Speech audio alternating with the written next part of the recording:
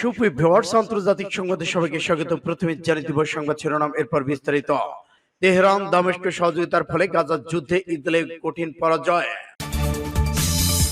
বিমান প্রতিরক্ষা বাহিনী কমান্ডার মন্তব্য, শত্রুদের ভুল হিসাব নিকাশের জন্য ইরানে ভয়াবহ হামলা অপেক্ষায় রয়েছে।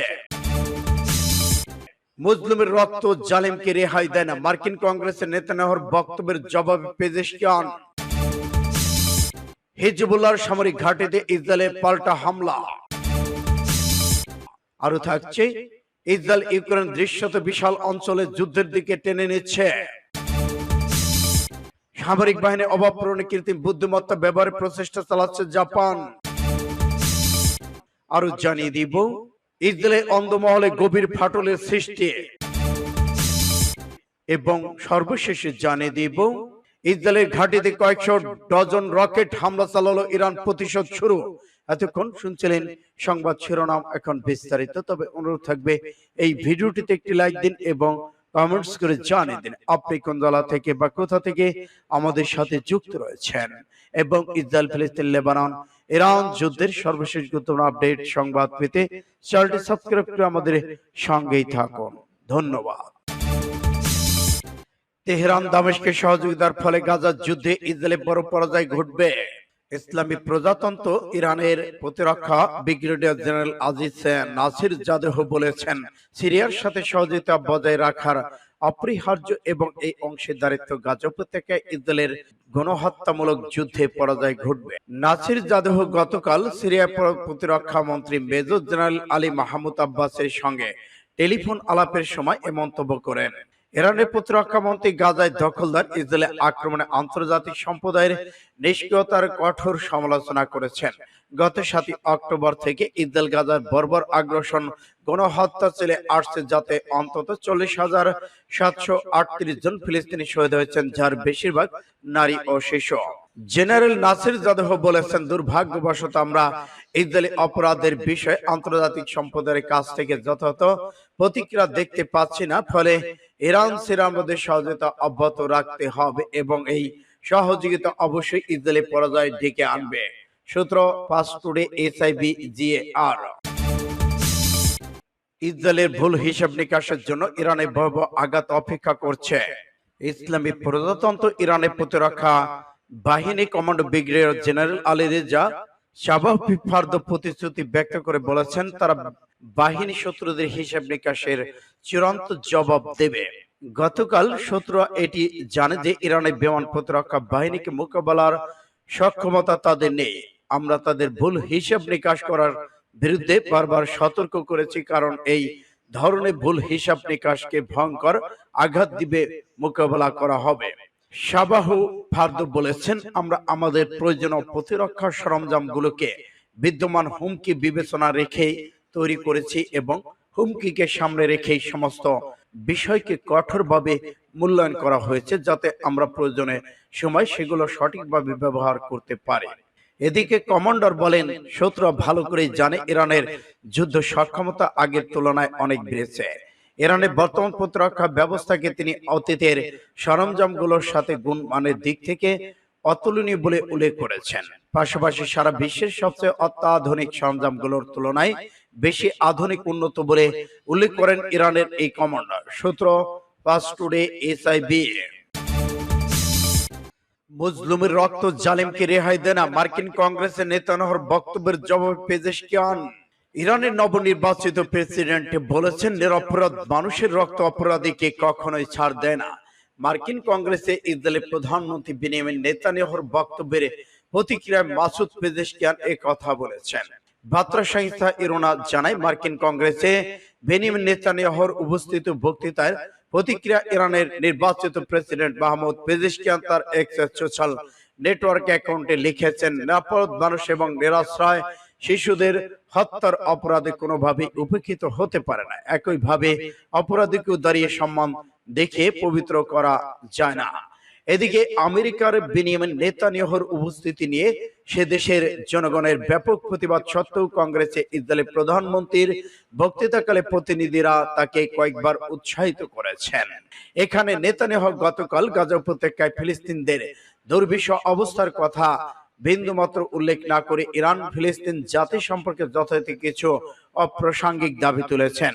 গাজা উপত্যকা ইহুদিবাদী ইসরায়েলের পাশবিকতা এখনো অব্যাহত রয়েছে। সর্বশেষ পরিসংখ্যান অনুসারে 7 অক্টোবর 2023 সাল থেকে 39,000-এর বেশি ফিলিস্তিনি শহীদ হয়েছে এবং 89,000-এর বেশি আহত হয়েছেন। সূত্র ফাস্ট টুডে, এনএমএ। এদিকে হিজবুল্লাহ সামরিক ঘাঁটিতে ইসরায়েলের ভয়াবহ বিমান হামলা। ইসরায়েলের ভূখণ্ডে হামলার পর লেবাননে সশস্ত্র গোষ্ঠীর সামরিক ঘাঁটিকে লক্ষ্য করে বিমান হামলা শুরু করেছে তেল আবিব। রোববার গণমাধ্যমকে তথ্য নিশ্চিত করেছেন ইসরায়েল ডিফেন্স ফোর্সের আইডিএফ মুখপাত্র ড্যানিয়েল হাগারি।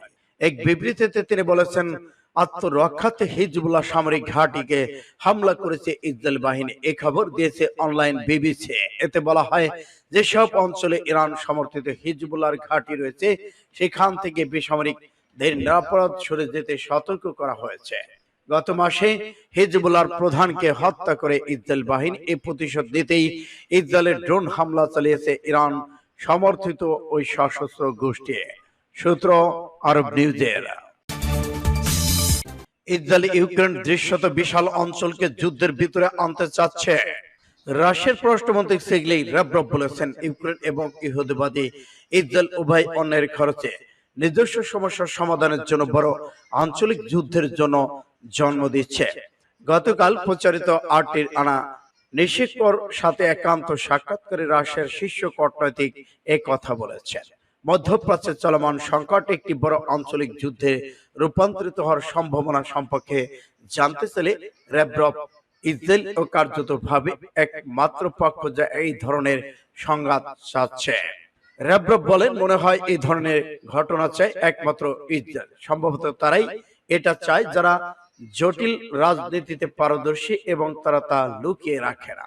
এদিকে তিনি আরো বলেছেন, সম্ভাব্য ইসরায়েল পরিস্থিতির সুযোগ নিয়ে হামাস হিজবুল্লাহর সাথে এবং সিরিয়া ইরাকের ইরানপন্থী সংগঠনের সাথে তাদের সমস্ত সমস্যা সমাধানের চেষ্টা করতে চায়। মন্ত্রী বলেছেন, মনে হচ্ছে তেহরান এই ধরনের সংঘাত এড়াতে চায় এবং যে কোনো বড় মাপের সামরিক সংঘাতে জড়াতে চায় না। সূত্র ফাস্ট টুডে, HIVMAR।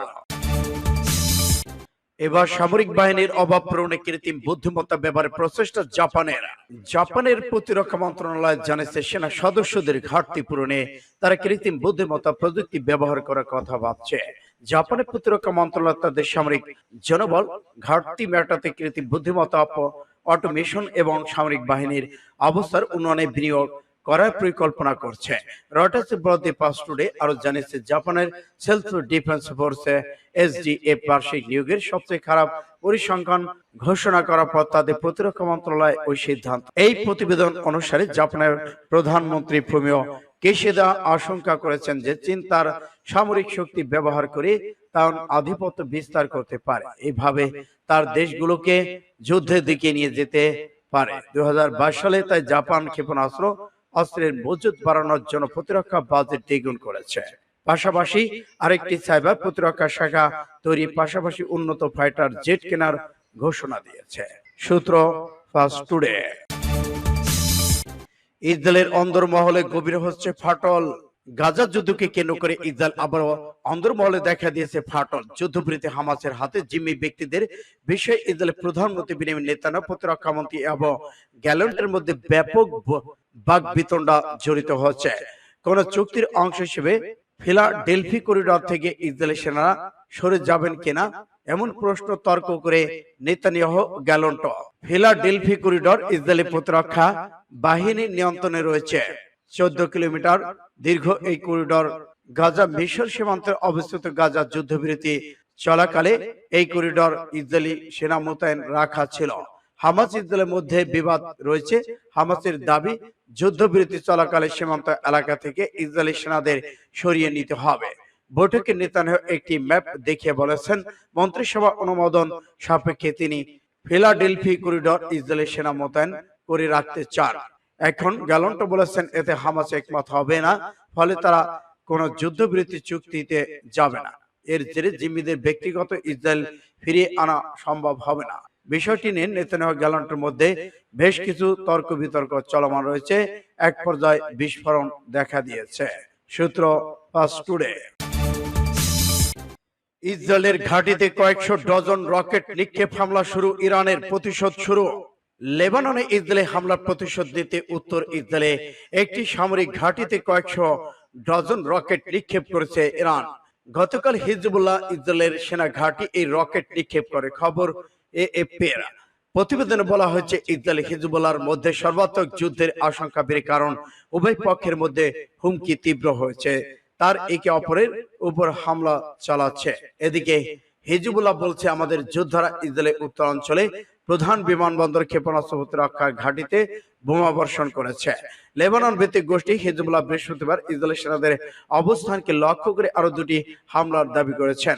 66 বছরে ফিলিস্তিন নারীর উপর কুকুর লেলিয়ে নির্যাতন ইসরায়েলের সামরিক বাহিনী একটি বিবৃতিতে বলেছেন, আনুমানিক 65টি রকেট লেবানন থেকে ইসরায়েলের ঘাঁটিতে এসে পড়ে। তাদের বেশিরভাগই সফলভাবে ভূপাতিত করা হয়, অনেকগুলো খবর পাওয়া যায়। সূত্র পাস টুডে।